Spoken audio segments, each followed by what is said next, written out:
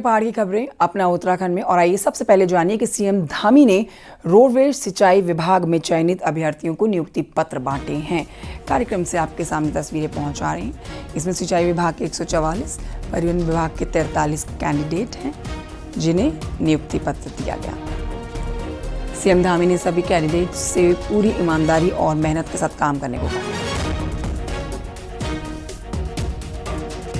आप सब लोगों को एक संकल्प लेना है कि आप अपने कार्यस्थल पर जो जिम्मेदारी, जो दायित्व आपको मिलने वाले हैं, वो महत्वपूर्ण दायित्व हैं।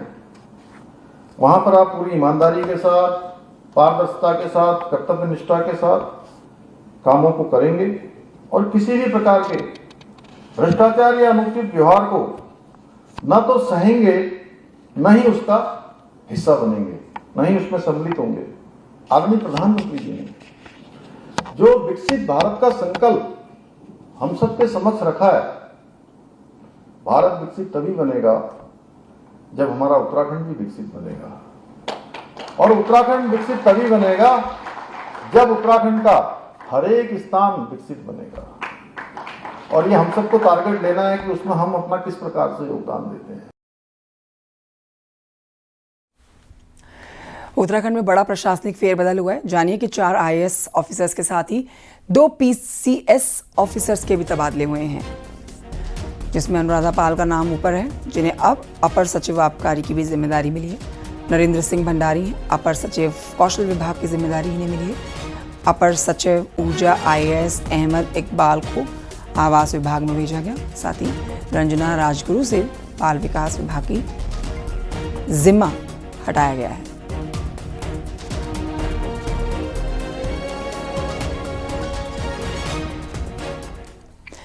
रुद्रप्रयाग जिला मुख्यालय के पास बद्रीनाथ हाईवे पर शनिवार को दोपहर हुए हादसे का CCTV फुटेज आया सामने। ये देखिए आपके सामने फुटेज। तेज रफ्तार स्कॉर्पियो आती हुई चमोली के डिप्टी CMO मोहम्मद शाह हसन की ये गाड़ी, इसके नीचे किस तरह से बाइक को आप घसीटता हुआ देखेंगे। पीले घेरे में देखिए ये पूरा घटनाक्रम, जिसमें ये स्कॉर्पियो गाड़ी और इसके नीचे बाइक। आपको बता देते हैं, यहाँ पर Scorpio deputy CMO Mohammad Shah Hasan ही चला रहे थे। उनके साथ उनकी पत्नी भी थी, दोनों नशे में थे। दोपहर तेज रफ्तार ये कार बाइक को घसीटती है और जो व्यक्ति इस बाइक पर बैठा हुआ था, उसकी हालत फिलहाल गंभीर बनी हुई है। ये भी जानकारी आपको दे देते हैं। नशे में धुत ये अधिकारी मीडिया से भी बातचीत करते हुए नजर आया और जिला चिकित्सालय रुद्रपुर के डॉक्टर्स ने इसे प्राथमिक उपचार के बाद अब चिकित्सालय श्रीनगर रेफर किया है।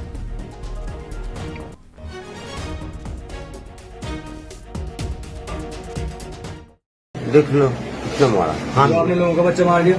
क्यों मारा नहीं? किसने मार दिया लोगों का बच्चा? क्यों? किसने मार दिया लोगों का बच्चा? आपकी गाड़ी से जो बच्चा मार गया उसका क्या होगा? आग लगा दी हमने गाड़ी में। आप देर में लगा देंगे, क्या करेंगे फिर? लगा दो भाई, गाड़ी में आग लगा दो। गाड़ी की बात नहीं कर रहे भाई, किसकी बात कर रहे हैं? आप लगा दो गाड़ी में आग। देर में लगा देंगे आगे, मैंने कहा लगा दो, अभी लगा दो। तुम लगा दो। नशे में गाड़ी पे चला रहे थे? मैं नहीं चला रहा। कौन चला रहा था गाड़ी? नाम लो उसका, मेरी बात। नाम लो। नाम क्या है? नाम क्या? नाम बताओ। वाइफ का नाम क्या है?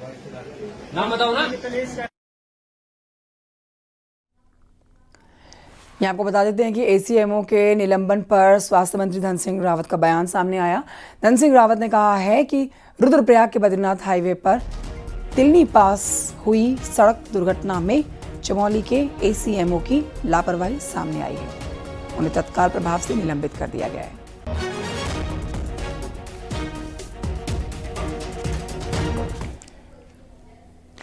रुद्रप्रयाग जिला मुख्यालय के पास में बद्रीनाथ हाईवे पर शनिवार को दोपहर हुए हादसे का जो CCTV फुटेज आपने देखा, इसमें आपको बता देते हैं कि चमोली के डिप्टी CMO मोहम्मद शाह हसन है, वही गाड़ी चला रहे हैं। चलिए आगे बढ़ते हैं और आपको बताते हैं अब उत्तराखंड में 5 अगस्त तक तेज बारिश का अलर्ट है। मौसम का अपडेट आप तक पहुंचा रहे हैं, जिसमें आपके लिए जानना जरूरी है वो 5 जिले, जहां पर 5 अगस्त तक वो कौन से जिले हैं जहां पर तेज बारिश होगी।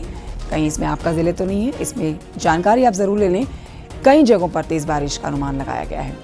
मौसम विभाग ने तेज बारिश का पूर्वानुमान जारी करते हुए देहरादून, पौड़ी, टिहरी, रुद्रप्रयाग, नैनीताल, बागेश्वर में भारी बारिश का अलर्ट जारी किया है। देहरादून के कई इलाकों में तेज बारिश हो रही है। मौसम विज्ञान केंद्र की तरफ से अलर्ट है बारिश का 4 और 5 तारीख तक के लिए। 3 तारीख को भी कई इलाकों में ऑरेंज अलर्ट दिया गया है। देहरादून में सुबह से तेज बारिश का सिलसिला देखने को मिला, जो अब थोड़ा धीमा हालांकि हो गया है, लेकिन आज 24 घंटे तक ये कहा गया है कि बारिश कई इलाकों में देखने को मिलेगी, जिसकी वजह से दिक्कतें भी बढ़ सकती हैं। इसके अलावा 5 तारीख तक प्रदेश भर में मौसम का मिजाज बदला हुआ ही नजर आएगा। तेज बारिश कई इलाकों में देखने को मिल सकती है। न्यूज़ 18 के लिए देहरादून से भारती सकलानी उनियाल। चमोली में तेज बारिश के बाद बद्रीनाथ हाईवे पर हनुमान चट्टी के पास में बद्रीनाथ धाम को जोड़ने वाले पुल के नीचे लगातार कटाव देखा जा रहा है, जिससे इसकी नींव कमजोर पड़ रही है। पुल के गिरने की संभावना बढ़ गई है। स्थानीय लोगों का कहना है कि शनिवार रात को तेज बारिश की वजह से बरसाती नाला उफान पर आ गया। हनुमान चट्टी में पुल के नीचे तेजी के साथ कटाव हो रहा है।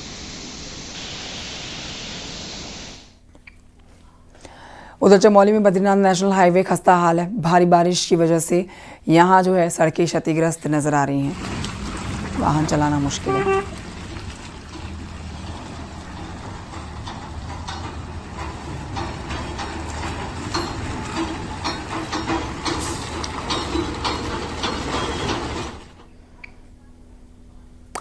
उत्तरकाशी की सयाना चट्टी में यमुना नदी लगातार खतरे के निशान पर बह रही है और नदी के उफान पर आने से देखिए कई होटल और घरों को इसका नुकसान उठाना पड़ रहा है। स्थानीय लोगों में भी भय का माहौल है।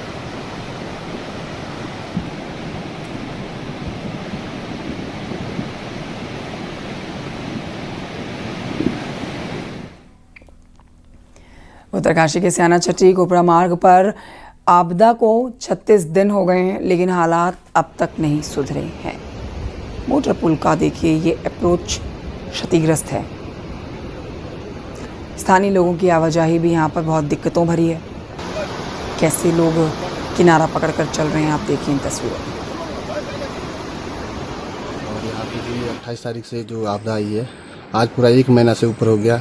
यहाँ पे कोई वैकल्पिक मार्ग का कोई सरकार इसमें कोई संज्ञान नहीं ले रही है। यहाँ तक भी डीएम के भी 2 चक्कर लग चुके हैं यहाँ पे, लेकिन कोई यहाँ पे कोई यहाँ पे रास्ता नहीं दिखा रहे। ब्लॉक प्रमुख पद के लिए बीजेपी आज से उम्मीदवार घोषित करना शुरू कर देगी। जिला पंचायत के उम्मीदवारों का इंतजार 7 अगस्त को पूरा होगा। कांग्रेस दोनों पदों के लिए उम्मीदवार घोषित करने से पहले ऑब्जर्वर की रिपोर्ट का इंतजार कर रही है। रिपोर्ट देखिए।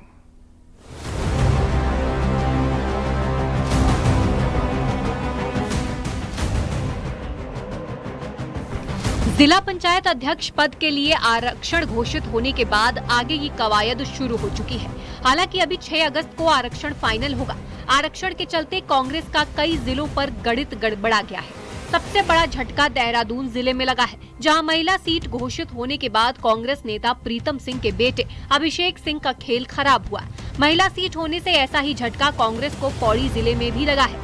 वहीं टिहरी, रुद्रप्रयाग, उधम सिंह नगर में कांग्रेस अध्यक्ष बनाने का दावा कर रही है, तो बराबर पर छूटे अल्मोड़ा जिले में महिला सीट होने से कांग्रेस से नेता गोविंद सिंह कुंजवाल की बहू का चांस बन सकता है। कुंजवाल तो इसका खुलकर ऐलान तक कर रहे हैं, तो देहरादून में प्रीतम सिंह कांग्रेस का अध्यक्ष बनाने का दावा कर रहे हैं। पूरी तरह से कांग्रेस के पक्ष में है। वैसे भी इस समय पूरे प्रदेश में एक प्रकार से कांग्रेस की लहर चली हुई है और अधिकांश इनसे भारतीय जनता पार्टी से हम जिला पंचायत सदस्यों में बहुत आगे हैं। यद्यपि इन्होंने जो है यहाँ से प्रत्याशी है और बड़े दमखम के साथ चुनाव लड़ेगी और भारी मतों से वो जीतेगी। एक तरफ कांग्रेस समीकरण में उलझी है, तो बीजेपी सभी 89 ब्लॉक और 12 जिलों में कब्जे का दावा कर रही है।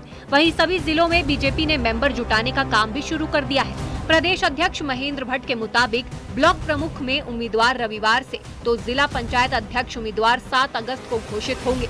वहीं गणित बनाने में जुटी कांग्रेस का कहना है कि जिलों में ऑब्जर्वर की रिपोर्ट के बाद ही उम्मीदवार घोषित होंगे, पर कांग्रेस कितने ब्लॉक और जिलों में उम्मीदवार उतारेगी, ये पत्ते कांग्रेस अभी नहीं खोलना चाहती। लगता है 2-3 दिन के अंदर हम लोग जिला पंचायत के जो अध्यक्ष दावेदार है उनका विधिवत से घोषणा कर देंगे। कई बार क्योंकि जब तक अंतिम सूची नहीं आती है तो संशय बना होता है, तो हो सकता है कि हम 7 तारीख को विधिवत रूप से अपने सभी जिला पंचायत घोषित कर देंगे। ब्लॉक प्रमुख की सूची हम आज से जारी करना प्रारंभ कर देंगे।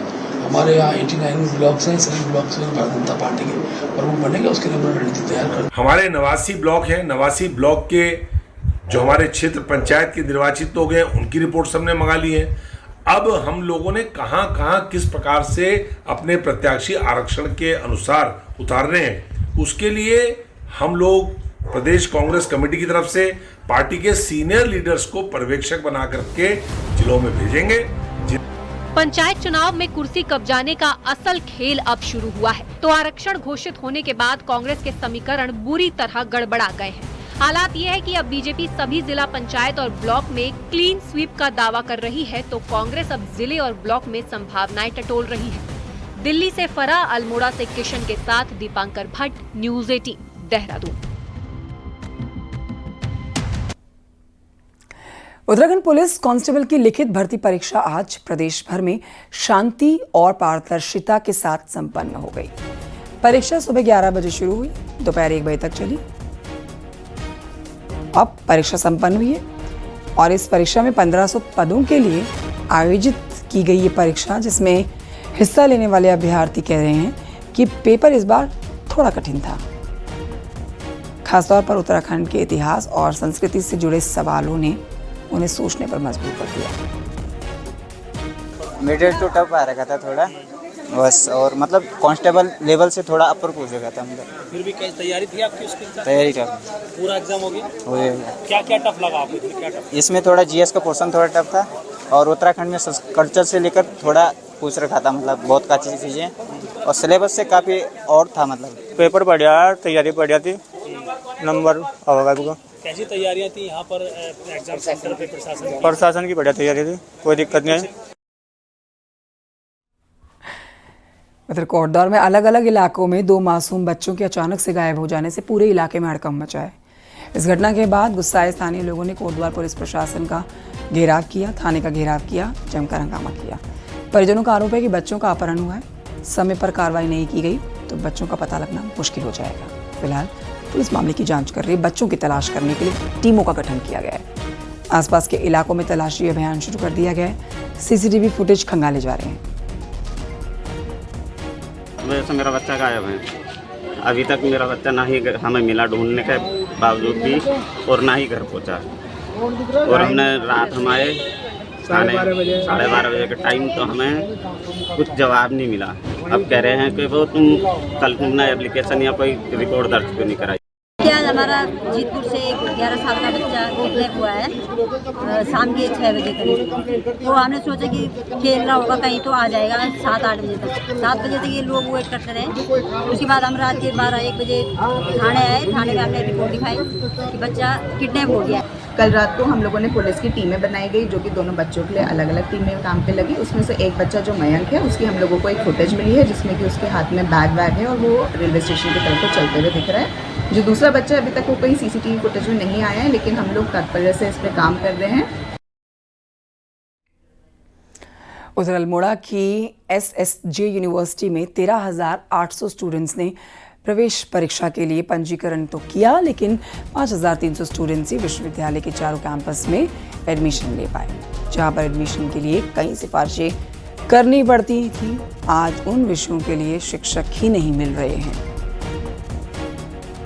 यूजी प्रोग्राम में यूनिवर्सिटी के अंदर 13,849 जो हुए थे रजिस्ट्रेशन हुए थे, जिसमें से अभी पूरी यूनिवर्सिटी का जो डाटा मुझे मिला है उसमें 5,352 बच्चों ने प्रवेश ले लिया है। और इस क्रम में जो शोभन सिंह जिना कैंपस अल्मोड़ा में आर्ट्स में अभी जो है 287 बच्चों ने, और साइंस मैथ्स ग्रुप में 87 बच्चों ने, और साइंस बायो ग्रुप में 103 बच्चों ने। सर सबसे पहले तो हमारे जो सरकारी कॉलेजेस हैं उनके हालात बहुत ज़्यादा ख़राब हैं। न पढ़ाने को शिक्षक है, न टाइम पर टीचर क्लास लेने आते हैं, और ऊपर से वहाँ पर जो पाठ्यक्रम इतने बेकार हैं कि मुझे लगता है कि उनसे कुछ हो नहीं पाएगा। और विद्यार्थी उन्हीं जितना उसको फीस यहाँ दे रहा है उसी में उसको प्राइवेट कॉलेजेस से अच्छी डिग्री मिल जा रही है, चाहे वो एनिमेशन से रिलेटेड हो, चाहे VFX हो, चाहे और सारी चीज़ें हो। तो क्यों आखिर अपना पैसा बर्बाद करे और समय बर्बाद करे।